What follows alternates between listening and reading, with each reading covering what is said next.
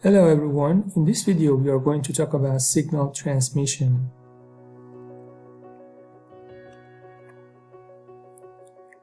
How are the signals transmitted by the nervous system?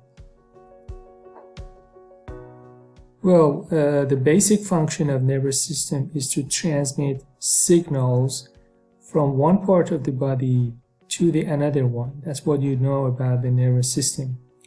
But to understand how this is done, we need to know some basic information.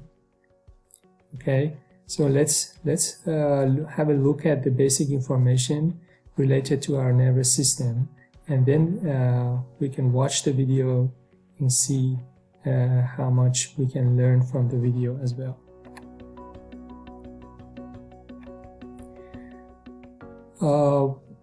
We already had some discussion and some lessons in the past regarding the nerve system, regarding the nerves and impulses.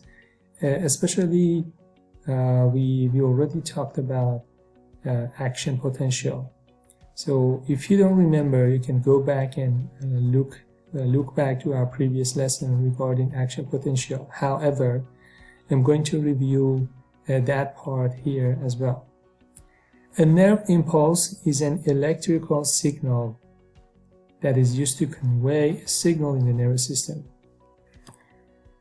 There are neurons which are responsible for this transmission, and these neurons consist of the two main parts: a cell body with a nucleus and cytoplasm, and long, narrow nerve fibers extending out from the cell body. We also have nerve fibers which are vary in length from relatively short to over a meter long, which is an enormous length for a structure that is part of a single cell. Nerve impulses can travel at up to 120 meters per second. Isn't it too fast? So amazing. Along nerve fibers. Nerve fibers are grouped in bundles with a protective sheet around the outside. These structures are called nerves. We will have some pictures after this slide, don't worry about that. Nerves can contain anything from just a few up to millions of nerve fibers. And every organ has one or more nerves connecting it to the brain or a spinal cord. A junction between two neurons is called a synapse or synapse. And nerve impulses cannot pass across a synapse, and instead a chemical signal is used. So this was a part that we already talked. When a signal is going to pass from one neuron to another one, that's the chemical signal. So we have electrical pulse, electrical signal, followed by chemical signal, and again electrical, chemical, electrical, chemical. The chemical is called the neurotransmitter.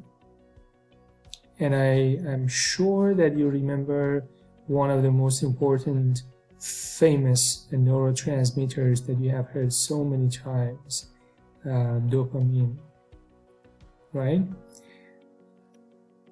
Okay, let's move. Signals travel along the surface of the neuron.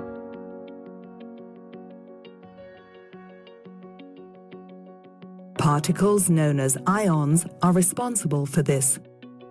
Ions are electrically charged molecules or atoms. For a neuron, the major ions are sodium, Na, and potassium, K. They are unevenly distributed. Outside the neuron is high in sodium, and inside the neuron is high in potassium. At rest, the cell membrane is effectively impermeable to sodium. This creates a resting potential of about -70 millivolts across the cell membrane of a nerve cell. There are ion channels in the membrane of a nerve cell. When a signal arrives, these channels open and allow sodium to flow in. Potassium leaves through the cell membrane. The polarization now reverses and the signal is passed on.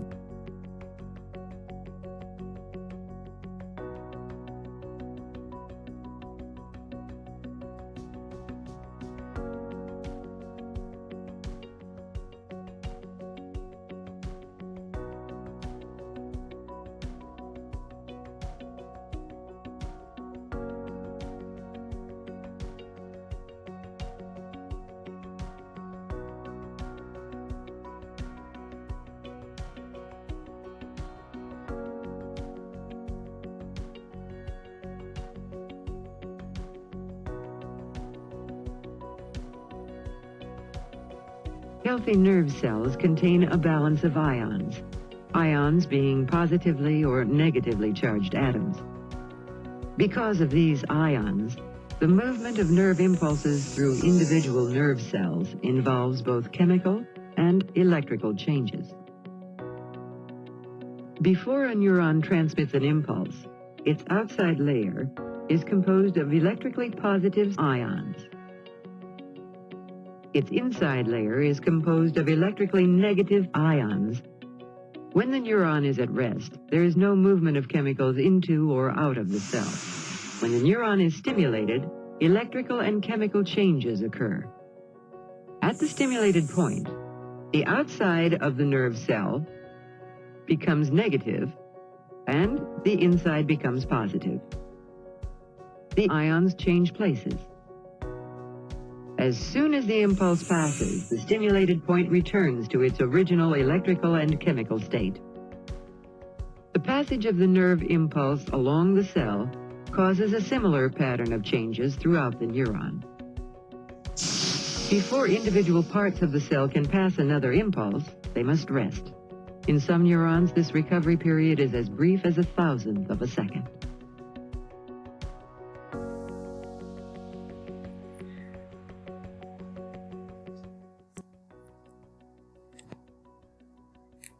If we want to know how does a nerve fiber transmit a signal, we have to know the structure. So nerve fibers can vary in diameter from about 5 to 20 micrometer. But most of them are about 10. So the width or the wideness or the width of each fiber would be around 10 micrometers. 1/100th of a millimeter and about the same width as a blood capillary. So the width is almost same as blood capillary. Nerve impulses can move up to 120 meters per second. It's too fast. Along the nerve fibers. We will have a conversation on how the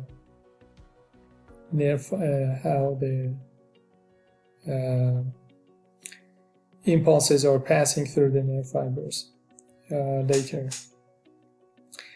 And this helps us to respond very rapidly to stimuli, especially those signifying danger or opportunity.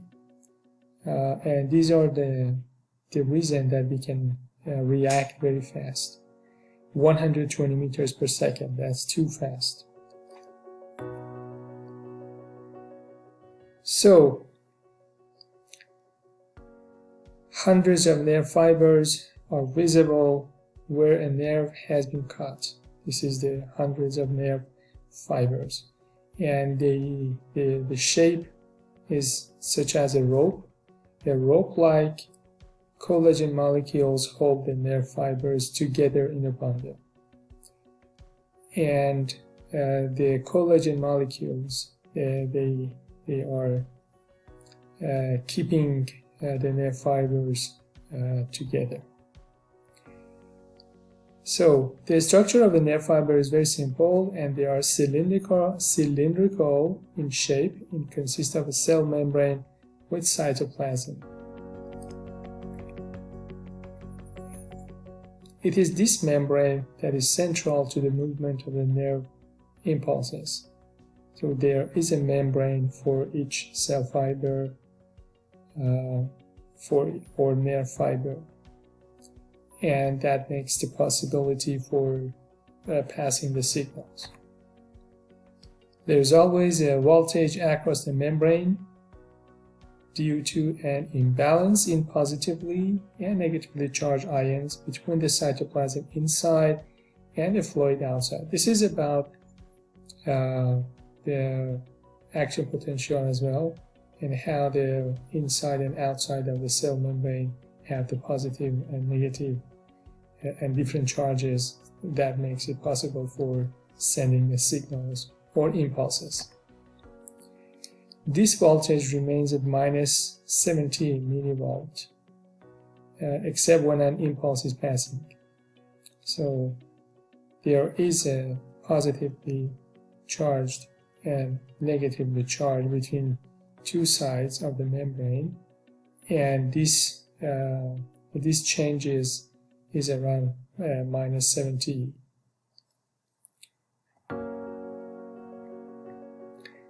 How does that sound when a millivoltage is minus 70, and how these impulses are passing? You will watch the video, which is much more convenient for you to understand. And this is also an explanation related to action potential. Voltage changes during a nerve impulse. The start of the impulse is indicated with an arrow.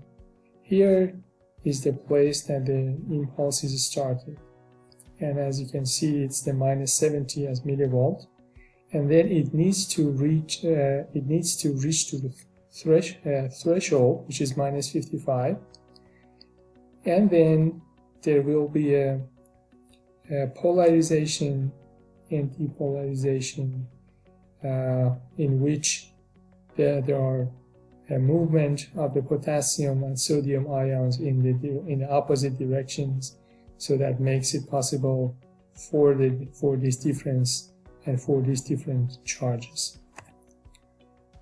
During a nerve impulse, the voltage rises to plus 40, and then almost immediately returns to minus 70. This is what's happening from here, reaching to the 40 and then back to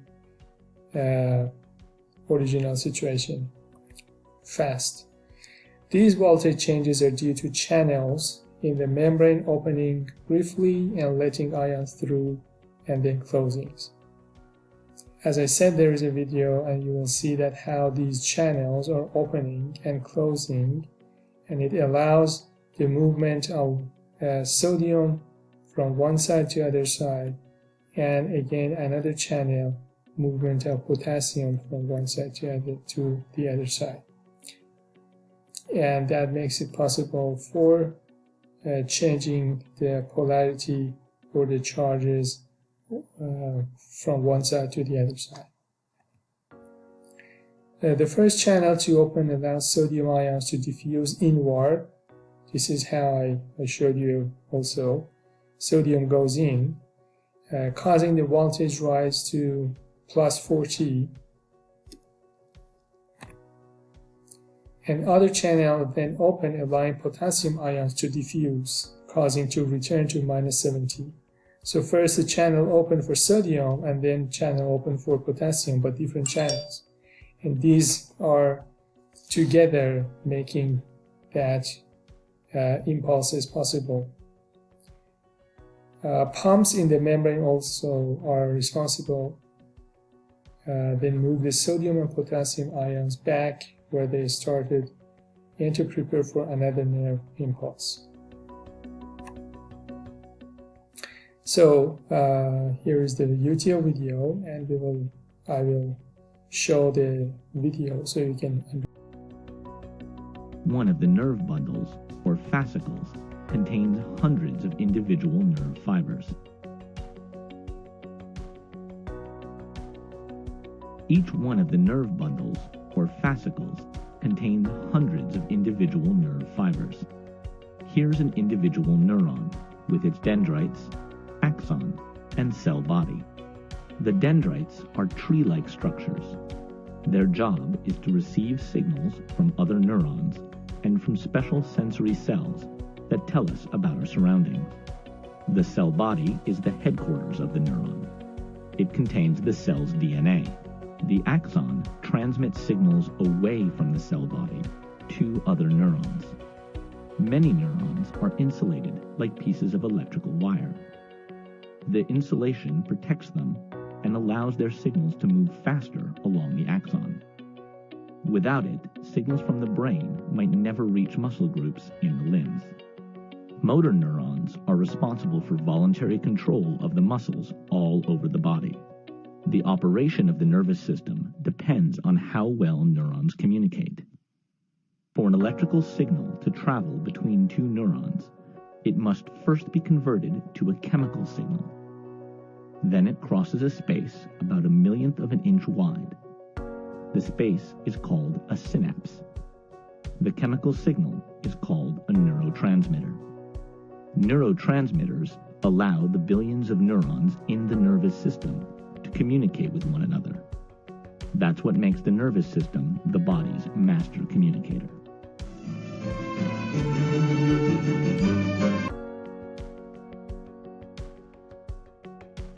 In this video, I'm going to explain an action potential. An action potential, or a nerve impulse, causes a movement of ions across the cell membrane of a neuron, similar to a ripple passing along the surface of a pond. The cell membrane of a neuron contains thousands of tiny molecules known as channels. These channels allow either sodium or potassium ions to pass through. Generally, the channels on a neuron are closed, and the membrane is said to be in a resting state. In this state, the charge of the inside of the cell membrane is more negative than the outside. And if you could imagine sticking microelectrode connected to a voltmeter inside this membrane, the reading would show about negative 70 millivolt, meaning that the inside of the neuron is about 70 millivolt less than the outside. The cell membrane of a neuron is polarized because of this electrical difference across the membrane. Now, a nerve impulse starts when pressure or other sensory inputs disturbs a neuron's plasma membrane to the point that the potential difference reaches a threshold voltage of about negative 55 millivolt. This causes hundreds of sodium channels in that region of the membrane to open briefly. This in turn allows positively charged sodium ions to flow inside the cell membrane. Now the inside of the membrane temporarily becomes more positive than the outside, which in turn causes the voltage to rise. This is called depolarized state. The membrane is now depolarized because the net charge inside the axon changed from negative to positive as sodium ions entered in. As the impulse passes, the potassium channels begin to open, allowing positively charged potassium ions to flow out, which causes inside of the axon to resume a net negative charge. At this point, the voltage would fall. The membrane is now said to be repolarized because again, it's negatively charged on the inside and positively charged on the outside. Now, this depolarization and repolarization of a neuron membrane is called an action potential. Action potential is just another name for a nerve impulse. After a nerve impulse, some voltage-gated potassium channels remain open, resulting in further movement of potassium out of the cell. As the voltage falls below the reading of the resting state, the membrane is said to be hyperpolarized because it's even more negative than at the beginning. At this stage, neuron is unable to conduct a nerve impulse and it's said to be in the refractory period.